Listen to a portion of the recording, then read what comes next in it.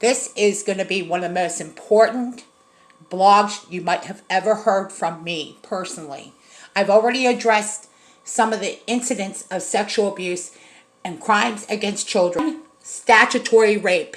When there is statutory rape committed and those individuals, no matter how high up the food chain they go, like the Jeffrey Epsteins and all the ones that hang out, raping girls and sexually abusing girls, and we wake up every night, and you parents that stay up every night waiting for an answer, you're not going to jail.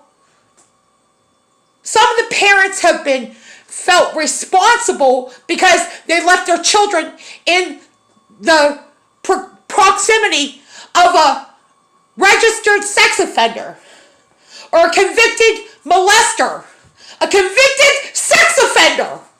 So when you're pissed off and you get pissed off and you wonder why there might not be an election, I'm not going to elect a child sexual abuser. And I'm going to say it like it is. I'm the granddaughter of the attorney of Pittsburgh Police, Joe Biden. You were sitting there staring at a little girl. People are worried about not having an election? You want to ask me who's going to be running with Joe Biden when he's staring at a 5-year-old? People need to get up and get pissed off and tired. You know why most people are afraid about going back to school? Who is going to be abusing your children? Who's going to be indoctrinating your children? Why don't you get angry? Instead of sitting there wondering what's going to happen next, there are people indoctrinating your children. And they're going to end up killing each other like they are in Chicago. See, people with common sense get it. Not all police departments are like Minneapolis, by the way. I'm the granddaughter for the attorney for Pittsburgh Police. Did I stutter? We're not like you up there in Minnesota. We might have our set of issues. Not all police departments are run like that. I don't know what kind of game they're running up there when they vote for Omar. Minnesota has a big problem up there, and it's called Muslim Brotherhood. By the way, Muhammad was a child molester. You heard the story about Kite Runner, about Khalid Husseini, who told the story about the dancing boys of Afghanistan, who entertained these rich, powerful men. These little boys had to dance and perform as little girls for these rich, wealthy oil tycoons in Afghanistan. So it's not just happening here. And then the story of Laura Selsby and every one of you, remember you were all sitting there dressing up in your pizza outfits?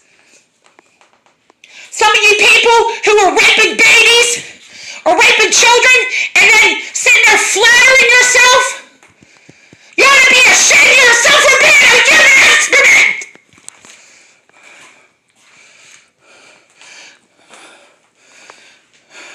You're liar and dirt! Some of these people who raped a newborn! There was individuals found raping newborns in Colombia. You heard it. Sex crimes against children is what's wrecking this world. You want to know why there's problems in this world? Because of the way we treat innocent life. Let's take COVID-19 for example.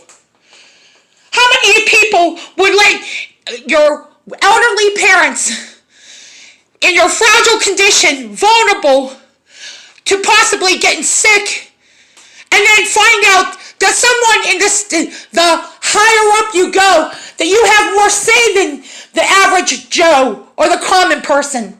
Because most of us are common people. And then all of a sudden, COVID patients come into a nursing home that normally are not patients there. And suddenly, there's a death toll. let me tell you, wherever this information comes from, wherever it goes from this point, I'm gonna say this. No one is above the law. Not even police departments are above the law. No one is above the law. Everyone will be held accountable, especially for the ongoing statutory rape of young women on Epstein Island, and it is outrageous, and you heard it here, and you know it's true. These young girls are traumatized for the rest of their lives. These little girls right now that are being sexually abused, or these little boys are being sexually abused, they are traumatized for life. And the taxpayer who is concerned about getting COVID relief, you should add in sexual abuse trauma legislation. Where is that? No, I will tell you what happened to the sexual abuse trauma legislation here in Pennsylvania. It was dead on the floor. It didn't even make it to the floor. Too controversial. Yeah, well, you know what? I could think of the most important thing that Black Lives Matter, and some of you people that go out and you want to rally for something instead of Black Lives Matter, how about rally about the child sexual abuse trauma victims and the kids that have to confront a child molester? They are monsters. So when you want to join forces with the police, I can tell you one thing. This is what unites a lot of us. And so when we confront a child molester, people get it. We unite on the legal front, on the advocacy rights, the rights of that child, the rights of that little girl right now that's being sexually abused, that doesn't know how to talk about it right now because she's too afraid that he's going to keep abusing her or he's threatening her. She's already been threatened enough. Some of those little girls and those little boys that are going to bed at night, they're afraid that that person's going to be coming in their room right now. So we stay up late at night as legal advocates.